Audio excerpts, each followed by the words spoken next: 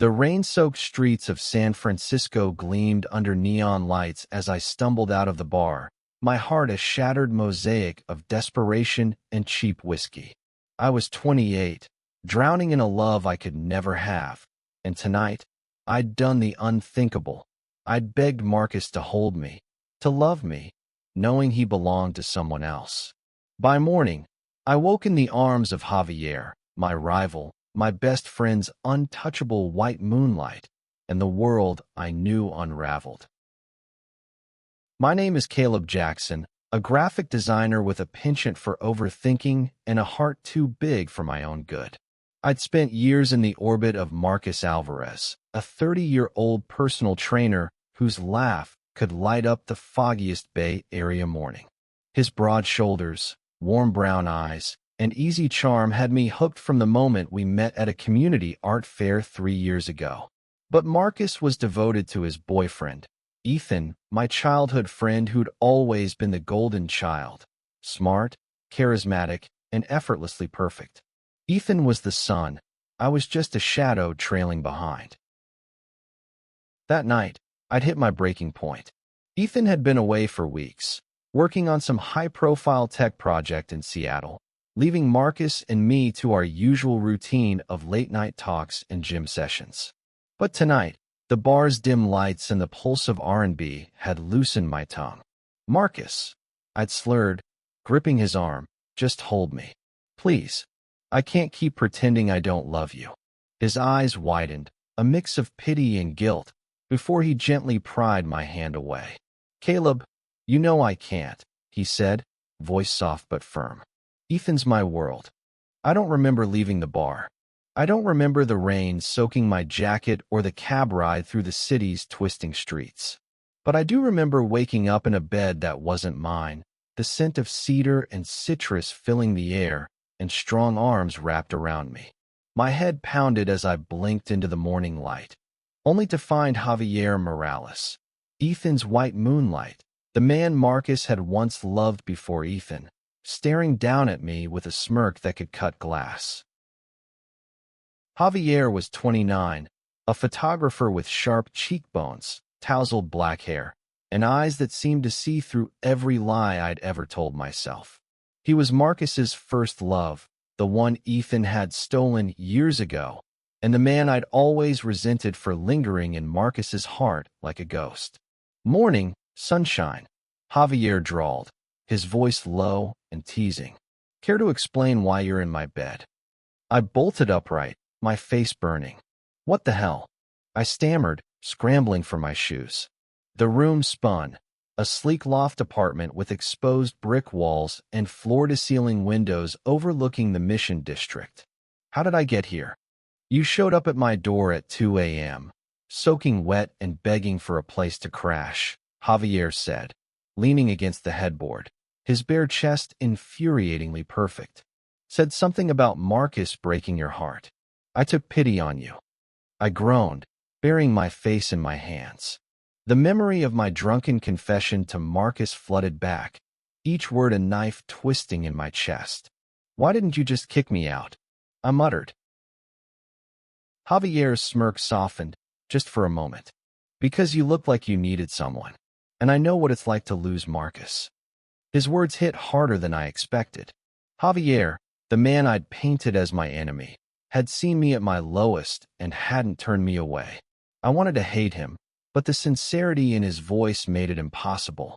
Instead, I mumbled a thanks and fled his apartment, determined to bury the night's humiliation. But San Francisco is a small city, and fate has a cruel sense of humor. Over the next week, I kept running into Javier, at the coffee shop where I worked on my designs, at the gym where Marcus trained clients, even at a queer poetry slam in the Castro. Each time, his sharp wit and effortless charm chipped away at my defenses. He'd tease me about my drunken serenade to Marcus, but there was no malice in it, just a strange, disarming warmth. One evening, as we stood outside a taco truck, the city's fog curling around us, Javier handed me a steaming carne asada taco and said, "You know, Caleb, You're not as invisible as you think." His eyes held mine, steady and searching, and for the first time, I felt seen, not as Ethan's friend or Marcus's shadow, but as myself. That moment marked the beginning of something I couldn't name. Javier started texting me, first about photography gigs, then about music, then about nothing at all. We'd meet for coffee, argue about the best dive bars, and share stories of our messy, imperfect lives. I learned that Javier had grown up in a strict family in East LA, coming out at 18 and building a life on his own terms.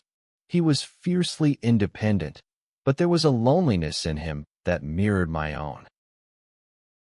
Meanwhile, Marcus grew distant. He'd canceled our usual gym sessions, citing a heavier workload, but I saw the guilt in his eyes. My confession had changed things, and I hated myself for it. Ethan returned from Seattle, all smiles and stories, and I watched Marcus slip back into his role as the perfect boyfriend. But every time I saw Javier, my heart did something I hadn't expected. It started to heal. One night, at a rooftop party overlooking the city's twinkling skyline, Javier pulled me aside. The air was thick with the scent of jasmine and the hum of laughter. "Caleb," he said, his voice low, "why do you keep chasing someone who can't see you?" His hand brushed mine, a fleeting touch that sent sparks through me. I wanted to pull away, to cling to my hopeless love for Marcus, but Javier's gaze held me captive. "I don't know how to stop," I admitted, my voice breaking. "He's all I've ever wanted." Javier stepped closer, his breath warm against my cheek. "Maybe it's time you wanted something else. Someone who sees you." And then he kissed me, soft, tentative, but brimming with a quiet intensity that made my knees weak. I froze, torn between the ghost of Marcus and the very real man in front of me. But as Javier pulled back, his eyes searching mine, I realized something terrifying. I didn't want him to stop. The kiss lingered in my mind like a song I couldn't shake, each note pulling me further from the life I'd known. Javier's lips had been a revelation, warm, certain, and nothing like the daydreams I'd built around Marcus. But guilt clawed at me, whispering that I was betraying everything. My friendship with Ethan, my love for Marcus, even my own heart. I avoided Javier for days, drowning myself in freelance projects and late-night runs through Golden Gate Park. San Francisco's hills felt steeper, its fog heavier, as I wrestled with what that kiss meant. I was Caleb, the guy who loved too hard and lost too much. How could I let myself fall for someone new, especially Javier, Marcus's ex, Ethan's rival, the man who'd always been a thorn in my side? But Javier wasn't one to be ignored. He showed up at my favorite coffee shop in No Valley, a small, cozy spot with mismatched chairs and the smell of roasted beans. I was hunched over my laptop, sketching a logo for a client, when he slid into the seat across from me, 2 cappuccinos in hand. "You're avoiding me," he said, his tone light, but his eyes serious. "I'm not," I lied, staring at my screen. My heart raced, betraying me. "Caleb," he leaned forward, his voice dropping. "You can't run from this. Not from me." I looked up, caught in the intensity of his gaze. Javier had a way of seeing through my walls, peeling back the layers I'd built to protect myself. "What do you want from me?" I asked, my voice raw. "I'm a mess. I'm in love with someone else." "Are you?" he challenged, leaning back with a knowing smile. "Or are you in love with the idea of Marcus?" "Because the Marcus I know isn't here, Caleb. He's with Ethan." His words stung, but they weren't wrong. Marcus had always been out of reach, a star I could admire but never hold. Javier, though, he was real, tangible, and infuriatingly present. "Why do you care?" I shot back. "You could have anyone. Why me?" Javier's smile faded, replaced by something softer, almost vulnerable. "Because you're honest. You wear your heart on your sleeve, even when it hurts. I've spent years hiding mine, but with you I don't want to. I didn't know what to say. The coffee shop buzzed around us, baristas calling orders, couples laughing, but it felt like we were the only two people in the world. Before I could respond, my phone buzzed. A text from Marcus. "Can we talk? I miss you." My stomach dropped. I hadn't heard from Marcus in weeks, not since my drunken confession. Part of me wanted to run to him, to fall back into the familiar ache of unrequited love. But Javier was watching me, his expression unreadable, and I realized I didn't want to leave. "I have to go," I mumbled, grabbing my bag. Javier didn't stop me, but as I reached the door, he called out, "Caleb, you deserve more than scraps." Marcus was waiting for me at a pier near the Embarcadero, the bay sparkling under the midday sun. He looked tired, his usual confidence dimmed. "I've been a bad friend," he said, shoving his hands into his pockets. "I didn't mean to push you away." "You didn't," I said, but the lie tasted bitter. I crossed the line. I shouldn't have said what I did. Marcus sighed, looking out at the water. "You're important to me, Caleb. But Ethan, he's my future. I need you to understand that." I nodded, my throat tight. I'd always known this, but hearing it aloud was a fresh wound. "I get it," I said. "I just need time." As I walked away, the city's hum felt distant, like I was underwater. Marcus had drawn a line, and I was on the wrong side of it. But Javier's words echoed in my mind. "You deserve more than scraps." For the first time, I wondered if he was right. That night, I texted Javier. "Can we talk?" He replied instantly, "My place. Bring wine." I showed up at his loft with a cheap bottle of Merlot, my nerves frayed. He greeted me with a grin, his camera slung around his neck like always. "You look like you've seen a ghost," he teased, pouring us both a glass. We talked for hours, about his photography, my designs, the way San Francisco felt like a city of second chances. Somewhere between the wine and the laughter, I found myself leaning closer, drawn to the warmth in his eyes. When he kissed me again, I didn't pull away. This time, I kissed him back, letting myself fall into the moment. But the next morning, reality crashed in. Ethan called, his voice tight with anger. "Caleb, what the hell is going on with you and Javier?" My heart stopped. Someone had seen us at the coffee shop, and word had gotten back to Ethan. The friend I'd known since we were kids was furious, accusing me of betraying him by getting close to Javier, his rival, the man who'd once threatened his relationship with Marcus. "I didn't mean for this to happen," I said, my voice shaking. "It just did." Ethan's silence was worse than his anger. "You're my best friend, Caleb. How could you do this?" I hung up, my chest tight. I'd lost Marcus to Ethan, and now I was losing Ethan to Javier. But as I sat in my tiny apartment, staring at the sketches on my wall, I realized something. Javier wasn't just a rebound or a mistake. He was someone who saw me, who wanted me, not as a shadow, but as a whole person. I found Javier at his studio, surrounded by prints of his latest project, vibrant photos of San Francisco's queer community. "Ethan knows," I said, my voice barely above a whisper. "He hates me." Javier set down his camera, his expression soft but resolute. "Then let him. You don't owe him your happiness, Caleb. You don't owe anyone." He reached for my hand, and I let him pull me close. For the first time, I didn't feel like I was chasing something I could never have. I felt like I was home. The fallout with Ethan was a storm I hadn't prepared for. He stopped answering my texts, and our mutual friends grew quiet, caught in the awkward crossfire of loyalty. San Francisco, once a haven of color and possibility, felt like a maze closing in around me. But Javier was my anchor, his presence steady even as I spiraled.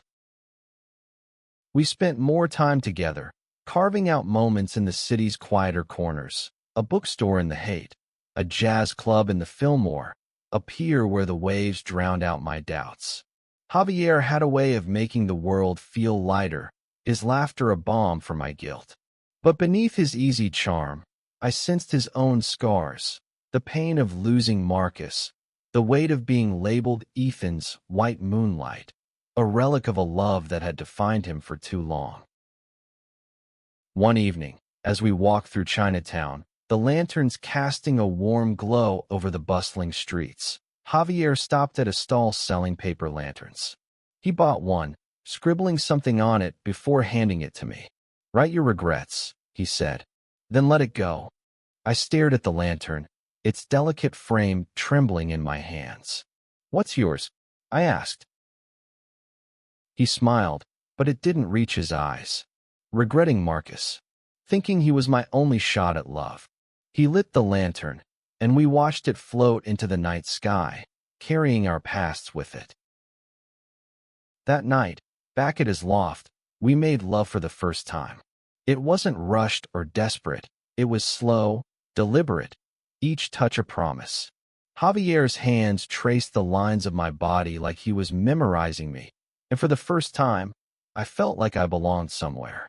But even as I lay in his arms, the weight of Ethan's anger lingered. I couldn't shake the fear that I was building something beautiful on the ruins of my oldest friendship. The next day, Marcus showed up at my apartment unannounced. His face was drawn, his eyes heavy with something I couldn't read. "Ethan's a mess," he said, stepping inside without waiting for an invitation. "He thinks you're trying to hurt him by being with Javier." "That's not true," I said, my voice sharp. "I didn't plan this. Javier just happened." Marcus ran a hand through his hair, pacing my small living room. "I know you, Caleb. You're not cruel. But Ethan, he's scared. Javier's always been a sore spot for him." I wanted to scream that I was scared too, scared of losing Ethan, scared of what Javier and I were becoming, scared of how much I wanted this new love despite the cost. Instead, I said, "I love Javier. I didn't expect it, but I do." Marcus froze, his expression unreadable. "You love him?" he asked, his voice barely above a whisper. I nodded, my chest tight. "Yeah, and I'm tired of feeling guilty for it." Marcus left without another word, and I felt the final thread of our friendship fray. But as painful as it was, I knew I couldn't go back. Javier wasn't just a replacement for Marcus. He was something more, something I hadn't known I needed until he was there. Weeks passed, and Javier and I grew closer, our lives intertwining like the city's tangled streets. He'd leave post-it notes with silly doodles on my laptop, and I'd drag him to art galleries, watching his face light up at the bold colors. But Ethan's absence was a constant ache, a reminder of the cost of my happiness. One rainy afternoon, I found Ethan waiting outside my apartment, his jacket soaked through. "We need to talk," he said, his voice low but steady. We sat in my kitchen, the silence heavy between us. "I'm sorry," I said finally. "I didn't mean to hurt you." Ethan's jaw tightened. "You were my best friend, Caleb. You knew how I felt about Javier." "Why him?" "Because he sees me," I said, my voice breaking. "Not as your friend or Marcus's shadow, but as me. I've spent years loving people who couldn't love me back. Javier's different." Ethan looked away, his hands clenched. "I don't know if I can forgive you," he said, "but I don't want to lose you either." It wasn't reconciliation, but it was a start. As Ethan left, I felt a flicker of hope, not for the friendship we'd had, but for something new, something honest. That night, Javier and I sat on his balcony, the city sprawling below us. "You okay?" he asked, his hand finding mine. "I think I will be," I said, leaning against him. For the first time, I believed it. Time has a way of softening even the sharpest edges. Months passed, and San Francisco became a canvas for Javier and me, a place to build something real, something ours. We moved in together, a small apartment in the Mission with creaky floors and a view of the city's ever-changing skyline. Our lives became a rhythm of shared mornings, late-night talks, and quiet moments that felt like miracles. But Ethan's shadow lingered. We'd started talking again, tentative texts, and awkward coffee meetups. But the ease of our old friendship was gone. Marcus, too, kept his distance, his loyalty to Ethan a wall I couldn't breach. I mourned them both, but I refused to let their absence define me. Javier taught me that. How to let go without losing myself. One spring evening, Javier and I attended a queer art festival in the Castro, the streets alive with music and color. We wandered through stalls, admiring paintings and sculptures, our hands brushing as we laughed.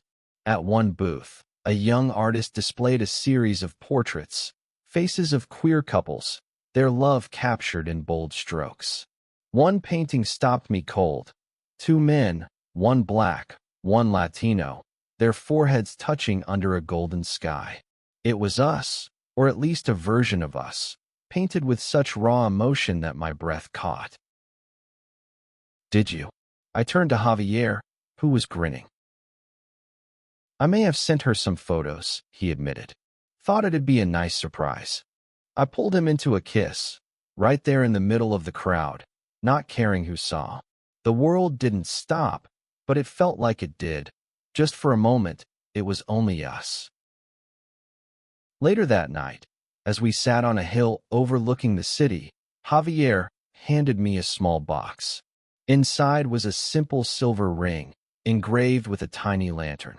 I'm not asking you to marry me, he said, his voice soft but sure. Not yet, but I want you to know I'm all in. You're my home, Caleb. Tears stung my eyes as I slipped the ring onto my finger. You're mine too, I said, my voice thick with emotion. We sat there, wrapped in each other, the city's lights twinkling like stars below us.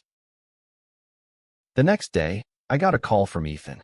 He'd seen the festival photos on social media, the ones of Javier and me laughing, our love undeniable. You look happy, he said, his voice softer than it had been in months. I'm trying to understand, Caleb. I want to try. It wasn't perfect, but it was enough. Ethan and I started rebuilding, piece by piece, not as the kids we'd been, but as adults who'd learned to forgive. Marcus came around too, his smiles cautious but genuine. They weren't the center of my world anymore. Javier was. The story doesn't end with a grand gesture or a fairy tale wedding. It ends with two men, flawed and human, choosing each other every day. I'd begged Marcus to hold me, chasing a love that was never mine. But in Javier's arms, I found something better, a love that saw me, that chose me, that taught me I was enough.